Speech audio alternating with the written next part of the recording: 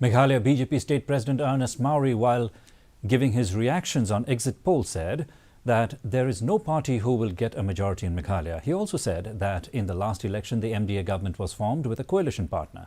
He said that it is very clear that no one can form the government without the BJP. If the BJP comes up with double digits, he said that the BJP will form the government with a like-minded party. BJP is for development and peace, and people now want change and development, he added.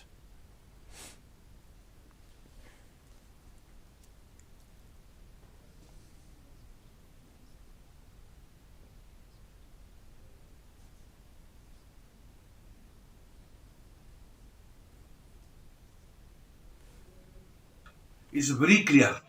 Without the BJP, no one can form the government in Meghalaya. That is very clear message. And if we come in double digit, we will form the government with a like-minded party. The BJP is for the development and peace.